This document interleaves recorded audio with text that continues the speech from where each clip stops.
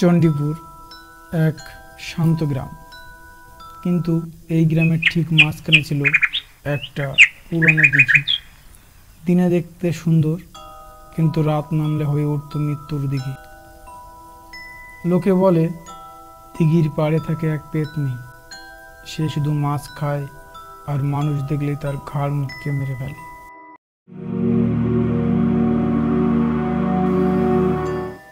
অনেকে বলতো বহু বছর আগে এই দিঘির পাড়েই বাস করত গায়ত্রী নামের এক গরিব মেয়ে। সে ছিল খুব ভালো জেলে, গ্রামের পুরুষদের থেকেও ভালো মাছ ধরত। তার এই দক্ষতা কেউ মেনে নিতে পারত না। একদিন গ্রামের কয়েকজন লোভী পুরুষ তাকে জলের নিচে ডুবিয়ে মেরে ফেলে। আর সেদিন রাতেই শুরু হয় এক অভিশপ্ত গল্পের। গায়ত্রী এখন পেতনি হয়ে গেছে। সে দিনে লুকিয়ে থাকে আর রাতে উঠে এসে দিঘির জলে মাছ ধরে, আর কেউ কাছে গেলে ঘাড় মোটকে হত্যা করে। সময়ের সাথে এই দিঘি হয়ে ওঠে একটা অভিশপ্ত স্থান। গ্রামের লোকেরা রাতে মাছ ধরা তো দূরের কথা, ওই দিকেই পা রাখে না। মন্দিরে পুজো হয়, বট গাছে তাবিজ ঝোলে, তবু একটার পর একটা মৃত্যু ঘটতে থাকে। এইভাবে কাটতে কাটতে একটা সময় গ্রামের এক সাহসী যুবক বিজু, সে শহর থেকে গ্রামে আসে। সে পড়াশোনা শেষ করে শহরের চাকরি ছেড়ে ফিরে এসেছে নিজের জন্মভূমিতে। বিজু রাতে হাঁটতে ভালোবাসত। এক রাতে সে ভুল করে দিঘির দিকে চলে যায়। হঠাৎ দেখতে পায় দিঘির জলে একটা ছায়ামূর্তি নেমে মাছ ধরছে। পরনে সাদা কাপড়, লম্বা ভেজা চুল, আর চোখে যেন লাল আগুনের মতো কিছু একটা জ্বলছে। বিজু দূর থেকে দেখে আর বুঝতে পারে এ কোনো সাধারণ মানুষ না। সেই রাতেই সে গ্রামের সবার সামনে বলে, আমি নিজের চোখে দেখেছি দিঘিতে একটা পেতনি আছে, ও মানুষের ঘাড় ভেঙে মেরে ফেলছে। কিন্তু গ্রামের সবাই হাসে, কেউ বিশ্বাস করে না। তারা ভাবে বিজু হয়তো ভয় পেয়ে ভুল বকছে। বিজু থেমে থাকে না।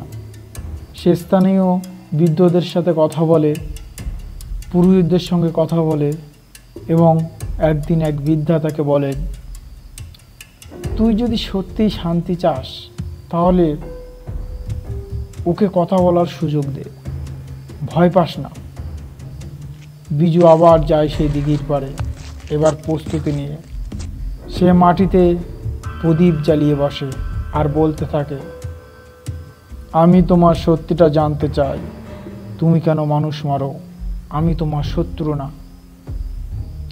এভাবে কিছুক্ষণ বসে থাকার পরে রাত যত গভীর হতে থাকে, বিজু চুপচাপ বসে থাকে সেই দিঘির পাড়ে।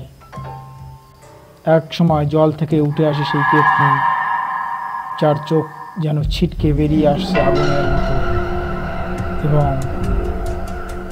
সে বলে, আমার জীবন তারা কেড়ে নিয়েছিল শুধু আমি ভালো মাছ ধরতাম বলে। আজ আমি ওদের মতো সবাইকেই মেরে ফেলেছি। বিজু বলে, তুমি ভালো ছিলে তাই তুই ঈর্ষা করেছিল, এখন তুমি ওদের মতো হলে কি তুমি আর ভালো থাকবে? পেতনি কিছুক্ষণ চুপ থাকে, তারপর সে বলে, ঠিক আছে, আমি আজ থেকে এখান থেকে চলে যাচ্ছি, কিন্তু সবাইকে জানিয়ে দিও যে আমি এমনি এমনি মরে যাইনি, আমাকে ওরা মেরে ফেলেছিল। তারপর ধীরে ধীরে সে অদৃশ্য হয়ে যায়।